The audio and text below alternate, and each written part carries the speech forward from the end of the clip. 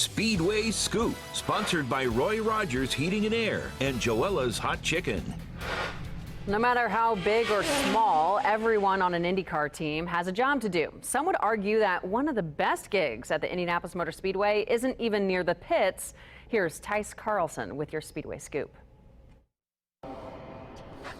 Hey, this is Tice Carlson. Did you know one of the most important and anxiety-filled jobs on any IndyCar team is that of a spotter? Here at the Indianapolis Motor Speedway for the Indianapolis 500, it is mandatory that each team has 2 spotters. One spotter in turn 1, one spotter in turn 3. Reason being, you cannot see all the way around this racetrack from any one point. Now, it is the turn 1 spotter's job to pick up the cars as they come out of turn 4, followed all the way down this long main straightaway through turns 1 out of turn 2. Then it's when the turn 3 spotter picks it up and does the same thing coming around to turn 4.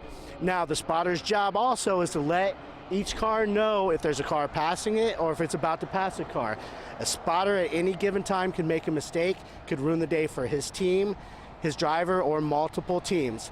Now, I've been a spotter before, and I can tell you it's not for the weak of heart. That's why I'm not a spotter anymore. This is Tice Carlson with your Speedway Scoop. Always honest, our Tice Carlson. Racing around the oval takes more than just guts.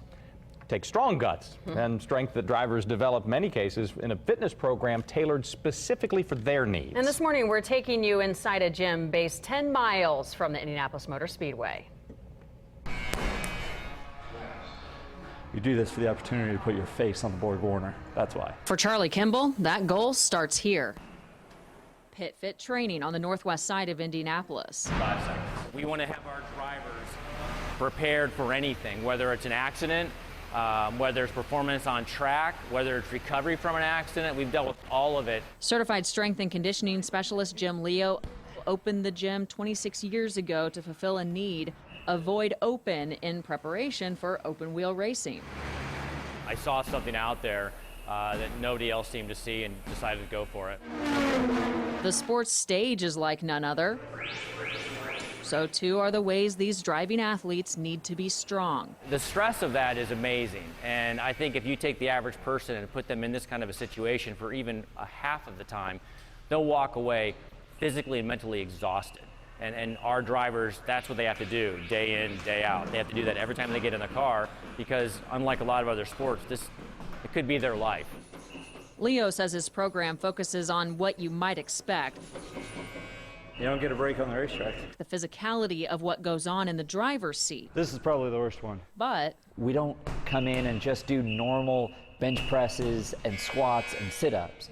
We're doing different movements that are particular and focused for what we do and need in the race car. So when you're racing on track at 200 miles an hour, you're having to steer 5,000 pounds of downforce, 750 horsepower under your right foot to make that work lap after lap after lap. Because it's not the first lap that matters. Then there's the mind. PitFit readies drivers with visual and neurocognitive training to simulate the stimulus overload experienced when controlling an engine. You're obviously cheating death every time you get in the car, and so there's a lot of stress that goes on with the driver that they have to overcome. Being able to come here, somewhere like PitFit training, that is creative and inventive, innovative, and tries to replicate what happens in the race car here in the gym is extremely valuable. I like this one. He may have a lot of racing celebrity company, but Kimball stands alone in at least one way. He is the first licensed driver with diabetes in the history of IndyCar,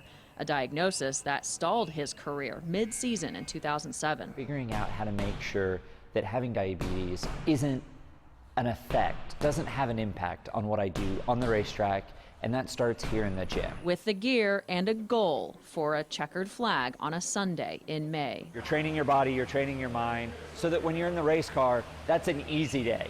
It should be that the hardest day is in the gym, so that when you get to the racetrack, it's easy. Well, this inside look is a taste of